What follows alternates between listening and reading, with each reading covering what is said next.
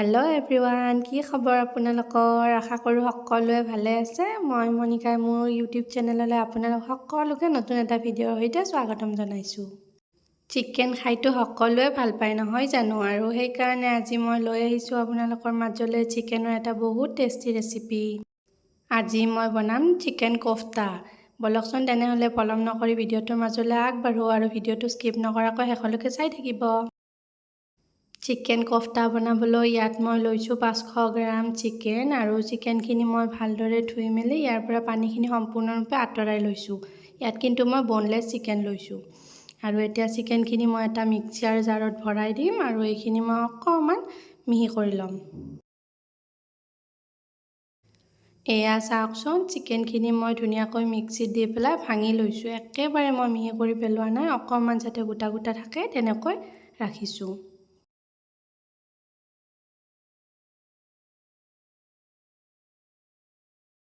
ইয়াত মই লৈছোঁ কেইটামান বুটৰ দাইলখিনি মই 2 ঘণ্টামান আগতে তিয়াই ৰাখিছিলোঁ, আৰু সেইখিনি মই ধুই পেলাই সম্পূৰ্ণৰূপে পানীখিনি শুকাই পেলাইছোঁ।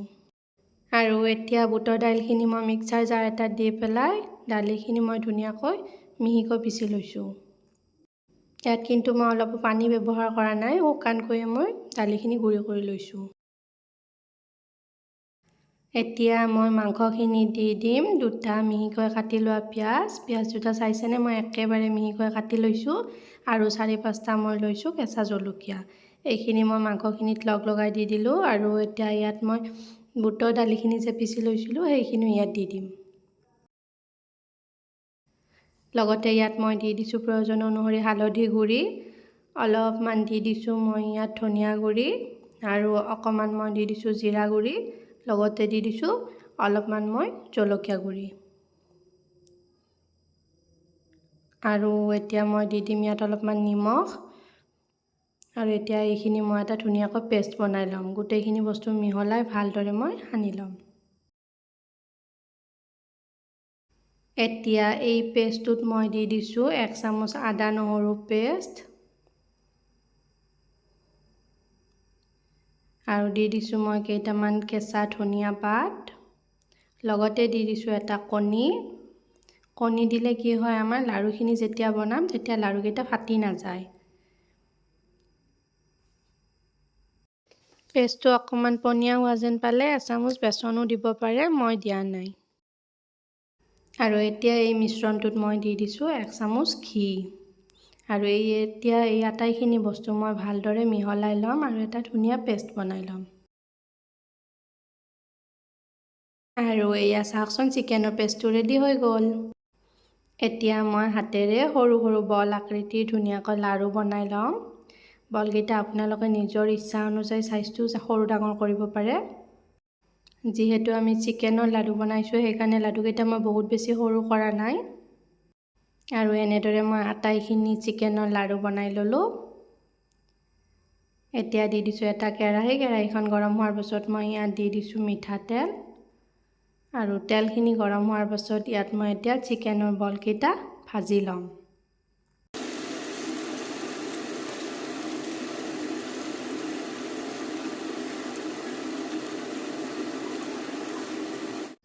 লাডুকেইটা মাজে মাজে লৰাই ভাজিব লাগিব, আৰু অকণমান ৰঙচুৱা হোৱালৈকে মই ভাজিম।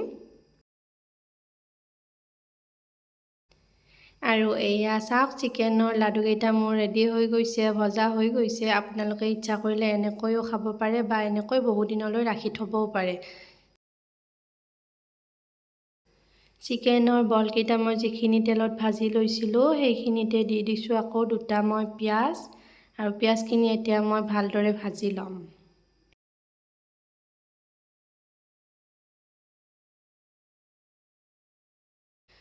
পিঁয়াজখিনি ইয়াত মই অকণমান মচমচীয়া হোৱাকৈ ভাজি ল'ম।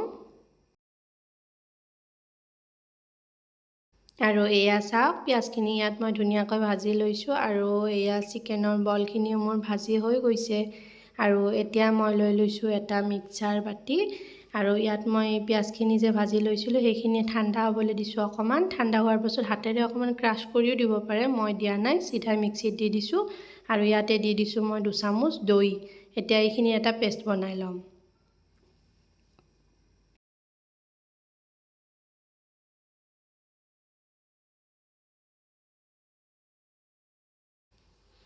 একেটা মিক্সাৰ বাটিতে মই এতিয়া দি দিছোঁ 2টা বিলাহী আৰু বিলাহীখিনিও মই এটা পেষ্ট বনাই ল'ম।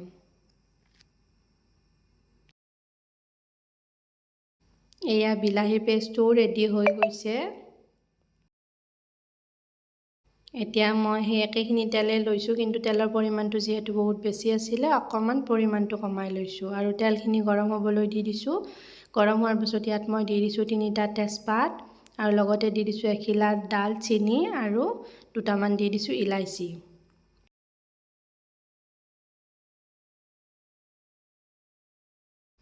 আৰু এতিয়া ইয়াত মই দি দিছোঁ এচামুচ আদা নহৰু পেষ্ট আৰু এইখিনি মই এতিয়া ভালদৰে ভাজি ল'ম।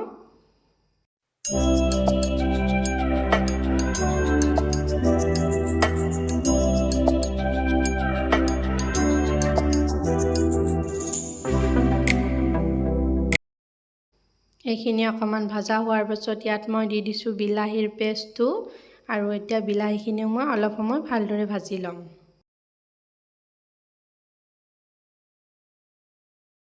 এয়া বিলাহীখিনি মই অকণমান সময় ভাজিলোঁ আৰু এতিয়া ইয়াত মই প্ৰয়োজন অনুসৰি দি দিছোঁ হালধি গুড়ি, অকণমান দি দিছোঁ মই ইয়াত ধনিয়া গুড়ি আৰু অলপমান দি দিছোঁ মই ইয়াত জিৰা গুড়ি, লগতে দি দিছোঁ মই জলকীয়া গুড়ি আৰু এইখিনি এতিয়া মই ভালদৰে মিহলাই ল'ম আৰু মছলাখিনি মই অলপ সময় ভালদৰে ভাজিম। এতিয়া এই মছলাখিনি অকণমান সময় ভাজা হোৱাৰ পাছত দৈ আৰু পিঁয়াজৰ যিটো পেষ্ট বনাই থৈছিলোঁ সেই পেষ্টটো মই ইয়াতে দি দিলোঁ আৰু এইখিনি লগতে অকণমান মই পানীও দি দিছোঁ আৰু এইখিনি মই অলপ সময় এতিয়া ভালদৰে লৰাই লৰাই ভাজি ল'ম।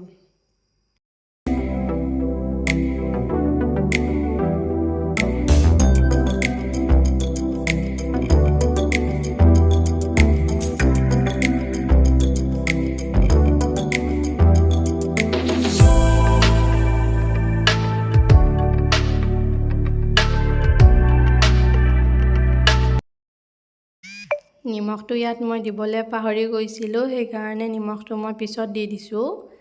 আৰু এতিয়া মই এইখিনি বস্তু আৰু অলপ সময় ভালদৰে ভাজিম আৰু ঢাকনিখন লগাই অলপ সময় সিজিবলৈ দিম।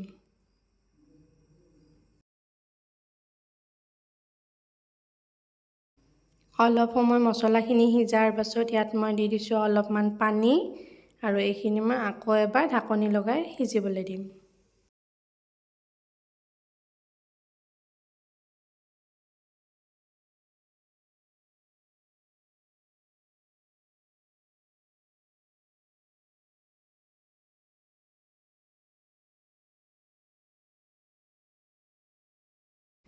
এয়া মোৰ মছলাখিনি ভাজি ৰেডি হৈ গৈছে আৰু এতিয়া চিকেনৰ বলকেইটা যে বনাই থৈছিলোঁ সেইখিনি মই ইয়াত দি দিম আৰু এইখিনি অকণমান সময় লৰাই লৈ মই ইয়াত অলপমান পানী দি দিম।